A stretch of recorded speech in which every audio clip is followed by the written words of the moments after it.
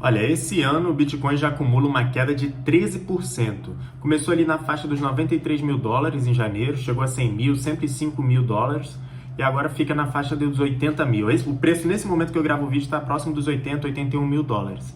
Né? E nesses momentos é muito natural as pessoas se perguntarem, cara, será que se vale a pena eu continuar comprando? Vale a pena eu começar? Quem nunca comprou, pensa, será que vale a pena eu entrar? Será que é um bom momento? E quem já está comprando pensa, será que vale a pena eu esperar melhorar os preços? Será que vale a pena eu esperar cair mais para poder comprar? Então, pensando em todo esse cenário, eu vou trazer aqui para vocês duas formas que você pode analisar essa situação para decidir se você continua comprando, ou se você opera vendido, ou se você vai entrar, ou se você vai sair da moeda, tá? Essas duas situações é o seguinte, a primeira delas é o DCA, você fazer um Dollar Cost Average, é isso que significa DCA. Mas se você tem preconceito com dólar, então o pessoal fala, pô, dólar é coisa de rico, pensa em custo médio em real. Custo médio em dólar ou custo médio em real. O que significa esse DCA? Em que consiste esse DCA? Você vai fazer compras periódicas, tá? Pode ser semanalmente, pode ser mensalmente, pode ser de 10 em 10 dias, não sei, você vai definir o período aí e você vai efetuar suas compras de Bitcoin independente do preço que ele estiver no momento que você vai comprar. Será que esse negócio é bom? Será que isso dá certo? Né? A estratégia por trás do DCA é você evitar esses picos e topos, tentar acertar os picos e topos da moeda e você ir fazendo um preço médio ali enquanto as coisas vão acontecendo independente do tempo. Né? Então, para você, pô, será que vale a pena? Tem vários sites hoje, se você bater no Google aí, DCA Bitcoin ou DCA BTC, vão aparecer vários sites, né? Eu decidi fazer uma simulação para te mostrar se isso vale a pena ou se não vale a pena.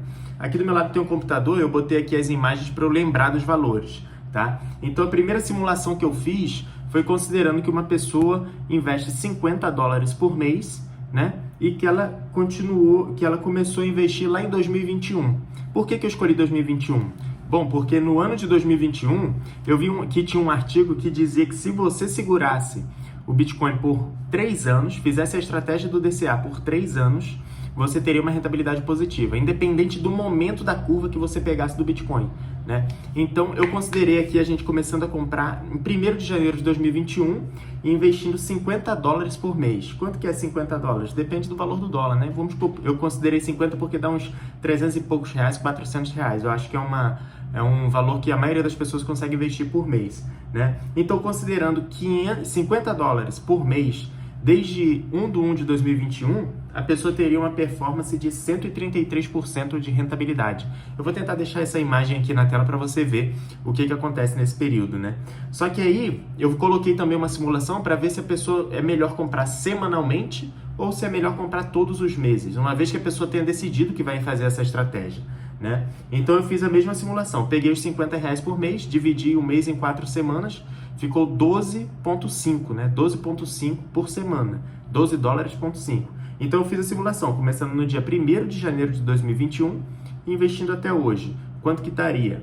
Daria 132% de rentabilidade, né? A pessoa teria aportado 2.740 dólares e teria hoje 6.350 dólares. A diferença para a pessoa que fez um DCA mensal é pouca, né? Na parte semanal tem um volume de aporte um pouquinho maior, porque alguns meses tem volume de semana maior, né? Mas a rentabilidade é bem próxima, só que você vê que no longo prazo essa estratégia ela faz sentido, tá? Aí muita gente pode se perguntar, pô, Alexandre, mas é porque você está considerando um cenário que o cara comprou no dia 1º de janeiro de 2021. Eu quero ver se o cara tivesse entrado no pico. Então eu peguei o último pico que o Bitcoin tinha dado antes de bater esses 100 mil dólares, né? Que foi na faixa de 60 e poucos mil dólares. Deixa eu ver aqui onde é que está o page. Está aqui. 64 mil, eu peguei no Google, vou botar a imagem aqui para vocês, né? E tá lá, dia 13 de novembro de 2021, Bitcoin bateu 64.402,50 centavos de dólar, né? Até então tinha sido o último pico que o Bitcoin tinha dado. Então eu fiz uma simulação fazendo o DCA do Bitcoin, imaginando que o cara viu que o Bitcoin bateu um preço altíssimo, saiu em todas as notícias e ele falou assim, bom, eu vou entrar hoje, que o Bitcoin bateu o maior preço da história, eu vou começar a comprar hoje. Então eu considerei aqui os mesmos 50 dólares, tá?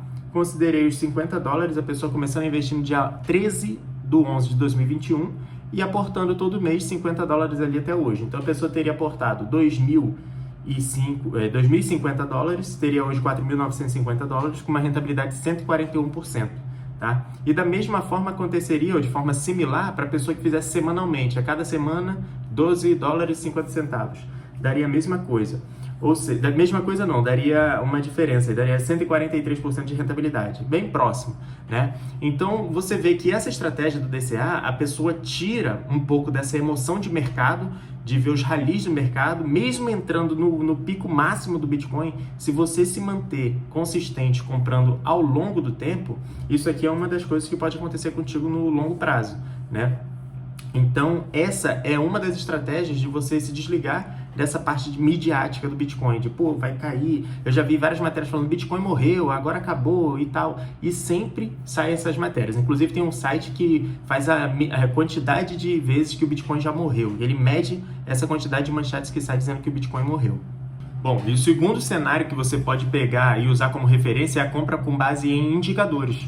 Como assim com base em indicadores? O Bitcoin, pelo fato dele ter a blockchain, né, permite que várias pessoas meçam as coisas, as transações e tudo que está acontecendo no mercado, e aí possam traçar alguns indicadores. Assim como tem para a Bolsa de Valores, referente a ações, referente a fundos imobiliários, a empresas no geral, tem também para o Bitcoin. E eu separei 3 indicadores que podem te ajudar a tomar essa decisão, para decidir o seguinte: cara, será que está barato demais e está bom para comprar? Será que está caro demais e está bom para eu vender? De repente, se você quiser fazer uma capitalização. Então, o primeiro desses indicadores é o indicador de medo e ganância. Tá? Esse indicador, você pode botar aí no Google, Fear Index Bitcoin. Tem vários sites que medem isso daí. Eu peguei 2 prints para vocês verem mais ou menos, né, como que funciona. Então, quanto menor esse indicador, significa que tem mais medo no mercado. E quanto maior esse indicador, mais próximo de 100, significa que tem mais otimismo, mais ganância no mercado. Tá? Então, no momento que eu bati o print, né, que foi essa semana, o Bitcoin estava, o indicador estava em 45, né? E ali tem os dados ali. Na semana anterior estava em 25, ou seja, muito medo. O que significa? Quanto mais baixo esse índice, as pessoas estão com medo. Então, normalmente, aconteceu uma queda, o preço diminuiu da média que estava nos últimos meses, e aí as pessoas ficam com muito medo. Algumas pessoas realizam, porque as pessoas entram no mercado para fazer uma capitalização, e aí quando o preço cai 10, 15, 20%, que nas criptomoedas é muito comum acontecer, a pessoa acaba saindo do ativo, fala, cara, não quero mais mexer com isso não, e aí vende esse ativo. Então o mercado fica com medo quando acontece esse tipo de coisa. E do contrário é verdadeiro também. Quando esse indicador está lá em 100, normalmente tem muito otimismo no mercado e o preço está muito esticado, né? Inclusive tem um site que pega e mede a quantidade do Fear Index comparado ao preço que ele estava naquele momento. E aí, é claro, dá para ver, eu vou tentar botar um print aqui na tela, que quando o preço está muito esticado, o Fear Index está muito próximo do 100, lá pelos 90, 80 e pouco, e quando normalmente tem algumas realizações, o Fear Index volta lá para níveis inferiores, né? Então esse é o primeiro indicador. O segundo indicador que você pode usar é o múltiplo de Mayer. Múltiplo de Mayer. Né? O que significa o múltiplo de Mayer? Ele pega a média do Bitcoin nos últimos 200 dias e calcula quanto que seria o preço.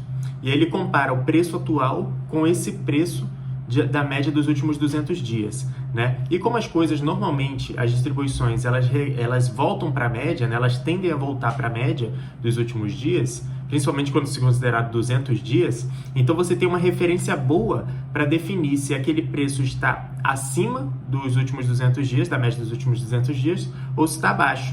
Então, de repente, teve uma queda, só que o múltiplo de Mayer ainda está muito esticado, você fala, pô, essa queda não foi tão relevante. Agora, quando tem uma queda grande, que o múltiplo de Mayer foi lá para baixo, e aí você tem esse cenário. Eu bati um print aqui do múltiplo de Mayer também, deixa eu só achar aqui, eu vou botar na tela para você ver. Tá? Então, o preço do Bitcoin, na hora que eu bati o print, estava $81.000 e 81.088,09 centavos de dólar, né? E o múltiplo de Mayer estava 0,97, ou seja, ele está 60... Hoje, ele estava com o valor de 67% do valor que ele normalmente tem. Ou seja, era como se tu estivesse comprando um fundo imobiliário com P sobre VP de 0,67.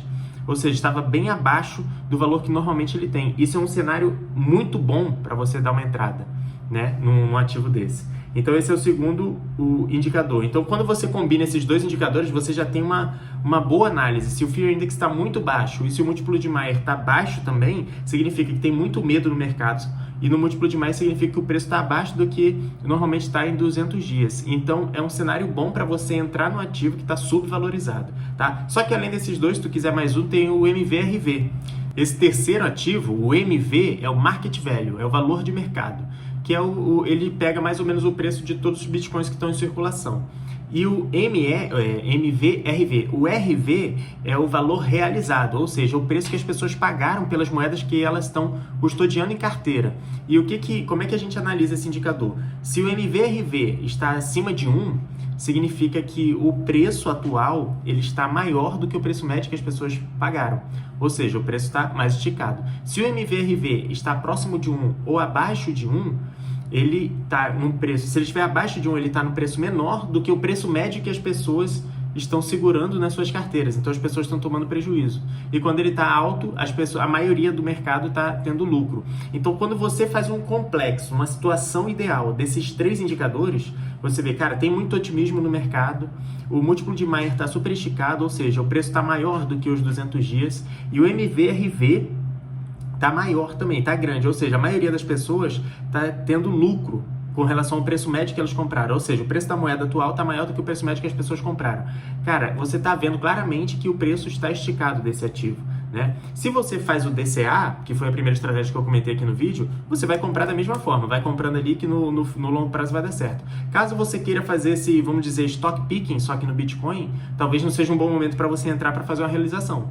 Né? Seria um bom momento para vender nesse cenário. Agora, o cenário contrário, que tem o Fear Index baixo, né? o indicador de medo está baixo, você pega ali o múltiplo de Mayer também está baixo, e o MVRV está abaixo de 1, cara, é um cenário excelente para você entrar, para depois tentar fazer uma certa capitalização, beleza? Então me diz aí se você conseguiu entender o que eu te expliquei, me diz aí o que você conseguiu entender, se você conseguiu entender o que eu te expliquei, beleza? Me diz aqui no comentário se fez sentido para você, deixa um like nesse vídeo e considere se inscrever no canal. A gente se vê até o próximo vídeo.